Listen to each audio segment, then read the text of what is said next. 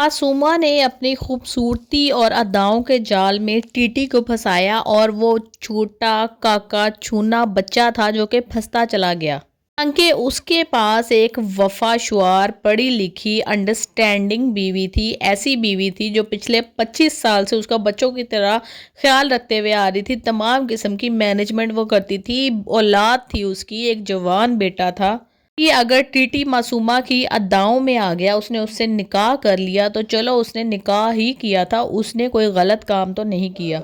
औरत को ये चीज़ एक्सेप्ट करने में टाइम लग जाता है, बहुत मुश्किल होता है उसके लिए एक्सेप्ट करना। लेकिन रेहाम को बहुत ही अच्छे तरीके से पता था कि टीटी और मूसा के बीच का बॉन्ड कितना ज़्यादा स्ट्रॉन्ग है, और अगर वो उस टाइम पे ज़रा पॉजिटिविटी शो करती, क्योंकि उसको पता था कि टीटी एक मर्द है, अब वो एक औरत के झांसे में आ चुका है, और वो जाहिर सी बात है कुछ अर्सा तक तो वो गालिब रहेगी उसके ऊपर। मूसा को जिस तरह से टीटी और रेहाम ने पाला था, हर किस्म की फैसिलिटी उसको दी थी, इतनी ज़्यादा मोहब्बत दी थी, तो ऑब्वियसली रेहाम को ये जानना चाहिए था, उसको साइकी उसकी समझनी चाहिए थी कि वो ये चीज़ बर्दाश्त नहीं करेगा।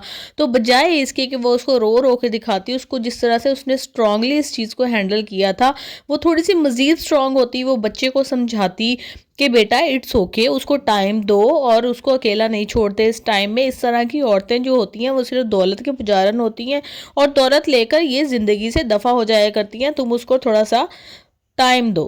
लेकिन ऐसा ना हो सका, और मासूमा की चालें जो थीं वो कामयाब होती चली गई, और आफ्टर ऑल मूसा जो था वो आउट ऑफ डिप्रेशन जो है वो मर जाता है।